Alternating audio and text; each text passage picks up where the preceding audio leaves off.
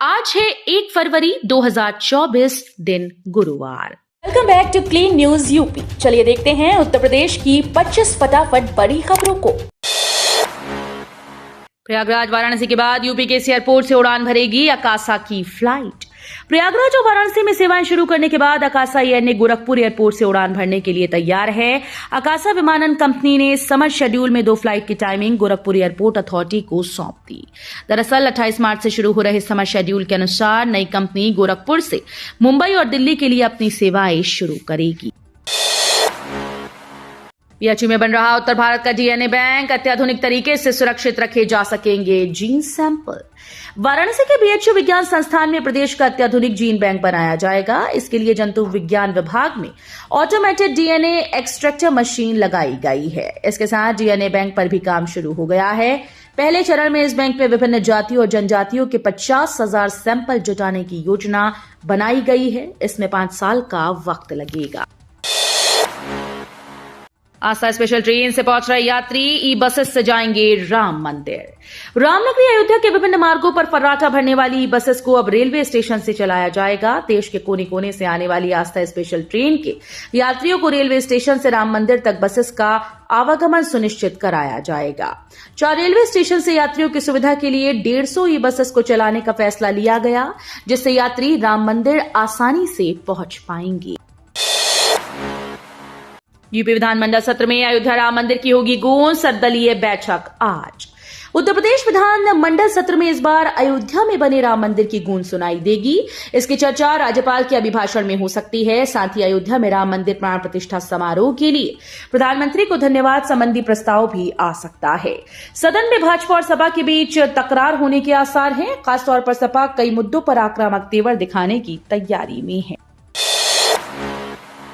Board परीक्षा से लग रहा डर तो मदद को तैयार है हेल्प डेस्क। बोर्ड परीक्षा में शामिल होने वाले विद्यार्थियों का तनाव दूर करने के लिए मंडलीय मनोविज्ञान केंद्र अर्दली बाजार में हेल्प डेस्क बनाई गई है। केंद्र की मनोवैज्ञानिक बनानी घोष ने बताया कि यह हेल्प डेस्क 31 जनवरी से 10 मार्च तक संचालित होगी। इसके जरिए विद्यार्थियों में परीक्षा को लेकर उत्पन्न भय, चिंता, कुंठा, तनाव आदि को दूर कर उनमें आत्मविश्वास बढ़ाने और मार्गदर्शन का कार्य किया जाएगा। गोरखपुर विश्वविद्यालय में प्रवेश में मिलने वाला वेटेज खत्म, बाहरी छात्रों को मिलेगा समान अधिकार। दीनदयाल उपाध्याय गोरखपुर विश्वविद्यालय में सर्वाधिक मांग वाले स्ववित्त पोषित पाठ्यक्रमों में सीट वृद्धि को मंजूरी मिल गई है। प्रवेश समिति ने बीएससी और बीकॉम करने वालों के लिए एमए में प्रवेश का रास्ता खोल दिया। परास्नातक में विश्वविद्यालय के विद्यार्थियों को मिलने वाला वेटेज भी खत्म कर दिया गया है। इजराइल के लिए चयनित श्रमिकों को मिलेगा 10 लाख का स्वास्थ्य बीमा। इजराइल में भारतीय श्रमिकों की स्वास्थ्य व सुरक्षा का ध्यान सरकार रखेगी। राष्ट्रीय कौशल विकास निगम के तहत चयनित श्रमिकों को प्रवासी भारतीय बीमा का लाभ मिलेगा। इसके जरिए प्रत्येक श्रमिक का 10 लाख रुपए का स्वास्थ्य बीमा होगा। हालांकि श्रमिकों के जीवन बीमा की व्यवस्था नहीं है। राज्य व्यावसायिक प्रशिक्षण विभाग के मुताबिक इजराइल सरकार की ओर से विदेशी कर्मचारियों सहित सभी व्यक्तियों की सुरक्षा का ध्यान रखा जाएगा। यूपी से 5020 श्रमिक जाएंगे इजराइल। 7094 ने दिया था टेस्ट। 1 सप्ताह में मिलेगा नियुक्ति पत्र। युद्धग्रस्त इजराइल के पुनर्निर्माण में यूपी के 5020 कुशल श्रमिक अपना योगदान देंगे। इजराइल टीम ने 7094 आवेदकों में 2074 को रिजेक्ट कर दिया। चुने गए कुशल श्रमिकों को 1.37 लाख रुपए प्रति माह मिलेंगे। साथ में रहना और साइट पर आने जाने की मुफ्त सेवा मिलेगी। भारत सरकार और इजराइल सरकार के बीच हुए समझौते के अंतर्गत plastering work, ceramic tiling, building frame work और आयरन वेंडिंग के क्षेत्र के ये कुशल श्रमिक इजराइल जाएंगे। 17 जिलों के अधिकारियों से सीएम नाराज। सीएम योगी ने 17 जिलों के अधिकारियों के खिलाफ कड़ा रुख अख्तियार किया है। उन्होंने क्षतिग्रस्त फसलों का मुआवजा देने में लापरवाही बरतने पर नाराजगी जताई। सीएम ने अलीगढ़, हाथरस, बाराबंकी, बरेली, बदायूं, अम्बेडकर नगर, शाहजहांपुर, महोबा, कुशीनगर, महाराजगंज, मऊ, देवरिया, झांसी, ललितपुर, गाजियाबाद, बिजनौर और कौशाम्बी के एडीएम से जवाब तलब किया।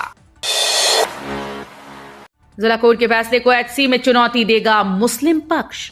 वाराणसी जिला कोर्ट ने ज्ञानवापी के व्यास जी तहखाने में हिंदू पक्ष को पूजा का अधिकार दे दिया है। इस फैसले को मुस्लिम पक्ष हाईकोर्ट में चुनौती देगा। बता दें कि ज्ञानवापी स्थित व्यास जी के तहखाने में पूजा के लिए दायर याचिका पर जिला जज डॉक्टर अजय कृष्ण विश्वेश की अदालत में दोनों पक्ष की तरफ से मंगलवार को बहस पूरी कर ली गई थी, जिसके बाद अदालत ने हिंदू पक्ष को तहखाने में पूजा करने की अनुमति दे दी है। यूपी को लगातार चौथी बार कार्यवाहक डीजीपी मिला। यूपी पुलिस को लगातार चौथी बार कार्यवाहक डीजीपी मिल गया है। यूपी की योगी सरकार ने वर्तमान कार्यवाहक डीजीपी विजया कुमार के बुधवार को सेवानिवृत्त होने के बाद डीजी कानून और व्यवस्था प्रशांत कुमार को यूपी पुलिस के नए कार्यवाहक पुलिस महानिदेशक के रूप में नियुक्त किया है। यूपी के जिले में अवैध निर्माण पर चले बुलडोजर, ध्वस्त की गई कॉलोनी। राजधानी लखनऊ में एलजीए के प्रवर्तन दस्ते ने गोसाईगंज के मस्तेमऊ में अवैध प्लॉटिंग पर बुलडोजर चलाया है। जोनल अधिकारी ने बताया कि कालीचरण पुत्र गोकुल द्वारा सुशांत गोल्ड सिटी के ग्राम मस्तेमऊ में भूमि खसरा संख्या 121 पर लगभग 0.8700 हेक्टेयर क्षेत्रफल में अवैध रूप से प्लॉटिंग का कार्य करते हुए कॉलोनी विकसित की जा रही थी।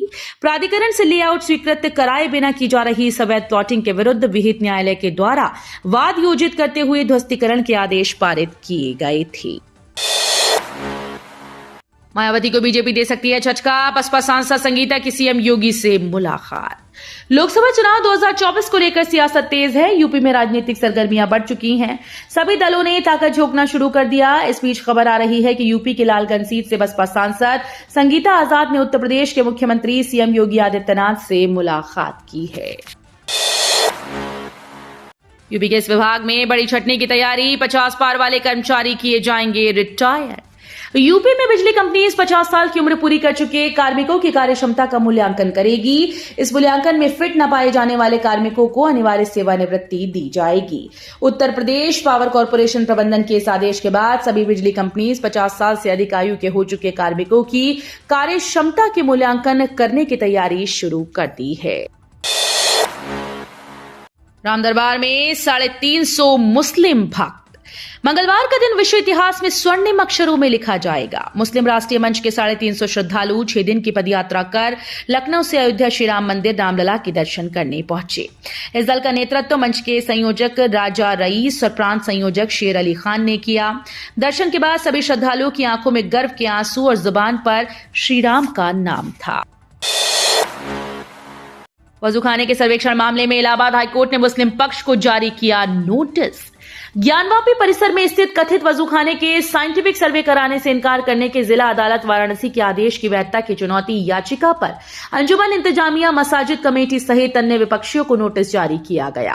कोर्ट ने कहा कि मुद्दा विचारणीय है। यह आदेश न्यायमूर्ति रोहित रंजन अग्रवाल ने राखी सिंह की पुनरीक्षण याचिका पर दिया।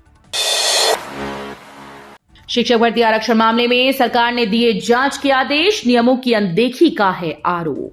केजीएमयू की शिक्षक भर्ती में विवाद का मामला फिलहाल थमता नहीं दिख रहा। भर्ती में आरक्षण नियमों की अनदेखी के आरोप पर सांसद ब्रजलाल के पत्र पर उप मुख्यमंत्री ब्रजेश पाठक ने जांच के आदेश दिए। केजीएमयू ने बीते साल जुलाई में 141 पदों पर भर्ती के लिए विज्ञापन जारी किया था। इसके साथ ही आरक्षण और रोस्टर को लेकर विवाद शुरू हो गया। वेस्ट यूपी में बदला मौसम का मिजाज, घने कोहरे के साथ बूंदाबांदी शुरू, अब बढ़ेगी और ज्यादा ठंड। वेस्ट यूपी में बुधवार को अचानक मौसम बदल गया। मेरठ में सुबह घना कोहरा होने के बाद मौसम का मिजाज बदल गया। इस दौरान आसमान पर काले बादल छा गए, हल्की हल्की बूंदाबांदी शुरू हो गई। वहीं हल्की बारिश होने से मौसम और ठंडा हो गया। बताया गया कि अगले 2 दिनों तक वेस्ट यूपी में मौसम ऐसा ही बना रहेगा। आज बृहस्पतिवार को हल्की से मध्यम बारिश होने के आसार हैं। आगरा बुंदेलखंड पूर्वांचल एक्सप्रेसवे पर काम करेगा हेल्पलाइन नंबर 14449, मदद तुरंत। एक्सप्रेसवे पर जनता की सहूलियत के लिए यूपीडा ने अब एक नया हेल्पलाइन नंबर 14449 जारी किया है। कोई भी यात्री एक्सप्रेसवे पर आपात स्थिति में इस नंबर के जरिए तत्काल मदद ले सकता है। ये number Agra expressway, Bundelkhand expressway व पूर्वांचल एक्सप्रेसवे के लिए प्रभावी होगा। यूपीडा के अपर मुख्य कार्यपालक अधिकारी श्री हरि प्रताप शाही ने इस संबंध में आदेश जारी किया। पीडीए के भैया को वोट दीजिए, ओवैसी का अखिलेश पर तंज।